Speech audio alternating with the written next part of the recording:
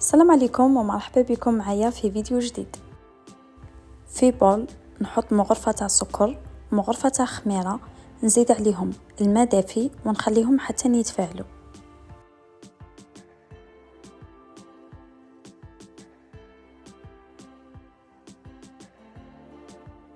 في باسينة نحط رطل تاع فرينة اللي هو 500 غرام، نزيد عليه مغرفة تاع ملح اللي تكون معمرة، نزيد عليه مغرفة تاع السكر اللي تكون معمرة، و3 مغارف نتاع الزيت.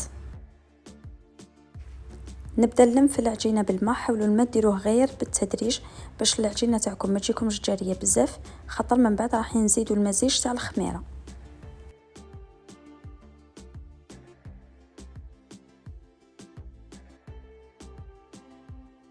بعد ما تتفاعل الخميره نزيدها ونلم العجينه، اذا كان شفتها تحتاج الماء نزيد نلمها بالماء.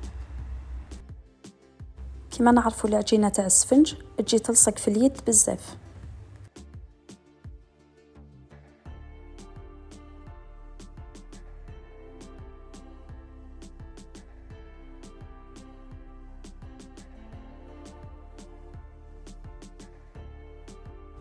هذا هو القوام تاع العجينه. بعد ما لميتها نبقى نخبط فيها لمده 5 دقائق حتى نشوفوا السطح تاعها ولا املس كما دوكا نعتولكم.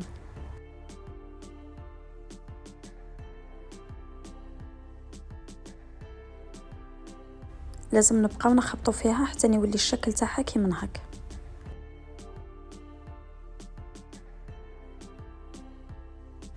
نجيب طبسي اللي كنت دهنته غير بشويه تاع الزيت ونحط فيه العجينه تاع السفنج ونخليها تخمر.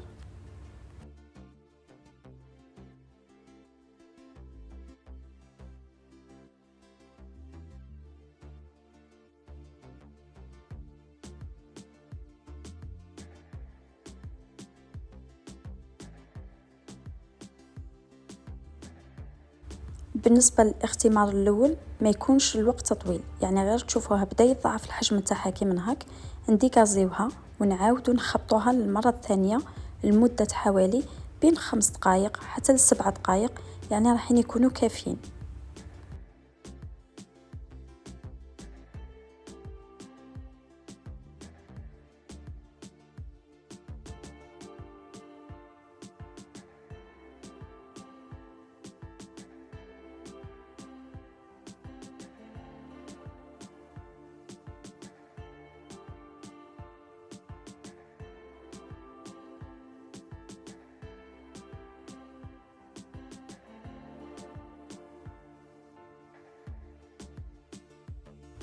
نعاود نقفل عليها ونخليها تخمر للمرة الثانية، لكن هذه المرة خليوها تتفاعل مليح، يعني خليوها تخمر حتى يتضاعف الحجم نتاعها.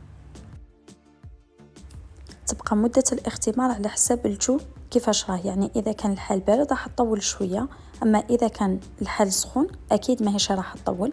نقسمها هنايا على كويرات يبقاو الحجم على حسابكم، حبيتو ديروهم كبار حبيتو ديروهم صغار. نحطهم في البلا اللي كنت مسحته بشويه تاع الزيت،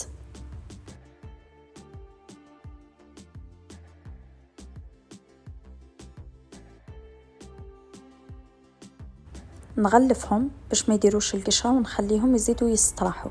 في هذه المرحله قد ما تخليوهم يستراحوا قد ما يجوكم ملاح. انا بالنسبه للتصوير خليتهم يستراحوا غير 5 دقائق، لكن قد ما تخليوهم يستراحوا قد ما يجوكم منفخين ومنبلين خير من هك. بالنسبه لطريقه الحلان راهي باينه، حبيتو ديروهم رقاق رقوهم بزاف، حبيتو ديروهم يعني يجوكم ملحمين وشويه خشن خليو العجينه تاعكم شويه خشينه. نطيبها في 2 مقالين، نحطها في المقله الاولى اللي ما فيهاش بزاف الزيت، النار تكون متوسطه ماشي قويه بزاف وفي نفس الوقت ماهيش قليله بزاف.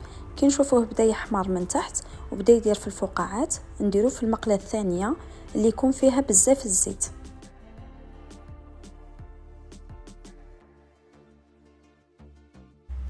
بالنسبه للنار كما راكم تشوفوا يعني راهي متوسطه ماهيش قويه بزاف وفي نفس الوقت ماهيش قليله، والزيت راهو سخون.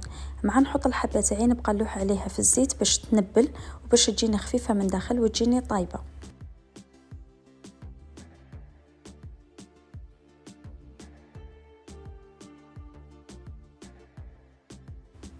بعد ما نحيو السفنج تاعنا، يعني بعد ما يطيب، نحاولوا انه نحطوه في كاس اللي يكون فيه ورق ماس ونحطوا الحبات واقفين.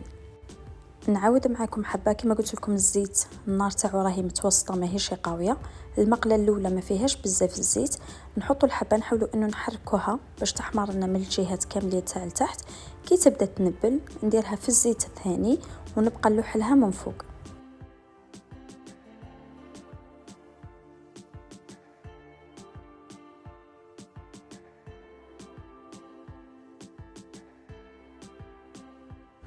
بالنسبه للرطل تاع فرينه انا دليت 12 حبه، لكن الحبات راهم كبار. انتم اذا كان صغرتوا الحبات راح يدير لكم كميه اللي تكون اكثر.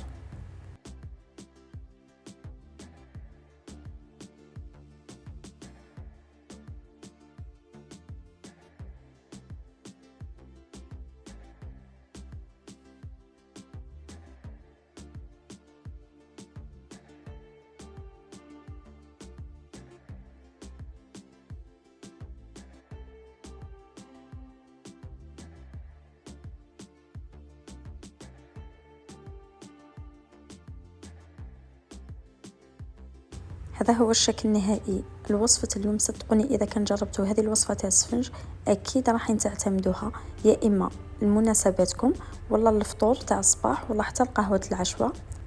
تبعوا نفس المراحل وأكيد أكيد راح يجيكم سفنج ما كانش كيفه، راح يجيكم ناشف من الزيت، مهوي من داخل، معمر بذوك الثقوب. أكيد دوك نقسم معكم حبة باش تشوفوها كيفاش تجي من داخل. نتمنى الفيديو تاع اليوم يكون خفيف عليكم والوصفه تكون عجبتكم. ما تنسوش انكم تخليوا لي ابوني وتخليوا لي الجيم، خاطر هو اللي يخلي الفيديو يطلع ويشوفوه اكبر عدد من الناس.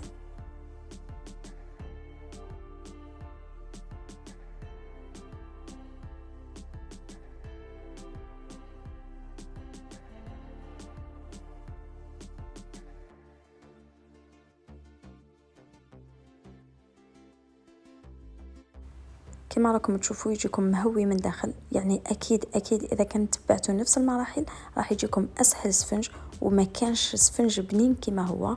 هنايا نكونوا لحقنا الاخر تاع الفيديو. نتمنى الوصفه تاع اليوم تكون عجبتكم والفيديو يكون خفيف عليكم. دائما ما تنسوش انكم ديروا لي ابوني وتخليوا لي جيم، وبسلامه.